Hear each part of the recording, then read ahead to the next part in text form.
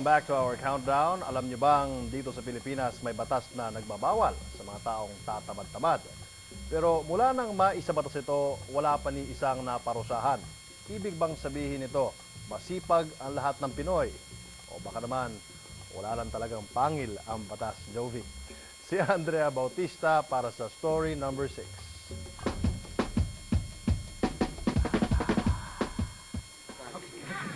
Ito si Boyet, 27 anyos, dalawa ang paa at kamay. Walang karamdaman maliban lang sa katamaran. Halos kalahati ng kanyang buhay, jobless si Boyet at pensyonado pa rin ng tatay at nanay niya. Nakakatamad kasi nakakapagod.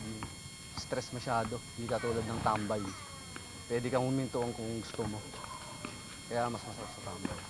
Para sa iba, walang kaso ang pagiging tambay. Pero ang hindi alam ng nakararami, ang isang taong tulad ni Boyet ay maaaring makulong. Madalas nating naririnig ang kasong bagansya, pero ang problema, maraming di nakakaintindi kung ano ito. Kasama sa definisyon ng vagrancy ang isang taong 23 years old and above. May kakayahang magtrabaho pero ayaw magtrabaho. Isang taong gumagala kung saan-saan pero walang trabaho. O di kaya yung mga malakas pa ang pangangatawan pero mas piniling manglimos na lang. Kasama rin sa mga itinuturing na vagrant ang mga nasa edad na pero sa magulang pa rin na hirap din umaasa. Kung tutuusin, ang mga tulad ni Boyet dapat matagal nang nabagansya. Pero sabi ni Attorney Persida Acosta ng Public Attorney's Office, panahon na para amyendahan ang batas sa vagrancy dahil matagal na daw itong laos. Gaya dito sa Metro Manila, wala namang iisdaan, wala namang tatamnan. So talaga makakita ka ng mga walang trabaho na nagkalat lang. Okay, namamalimos. 500 pesos ang bail sa first-time offender o pagkakakulong ng 2 taon. 1,000 naman ang bail kapag nahuli ulit o 4 na taong pagkakakulong.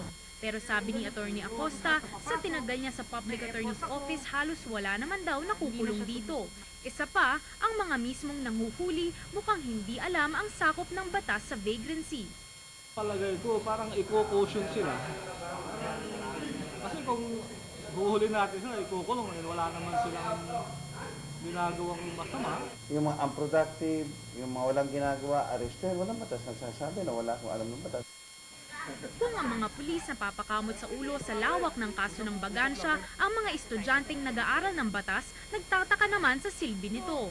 It has been argued to be unconstitutional kasi parang it deprives the person of their liberty. Basically, maraming people ang guilty nito if you just look around. So, hindi siya masyadong nai-implement. So, sabi niya, it's basically useless. Sa isang bansang sobrang dami ang mga batas na naging suggestion na lang imbis na sundin, tanong ng marami, ano pa nga ba ang kanilang silbi? Andrea Bautista, The Evening News.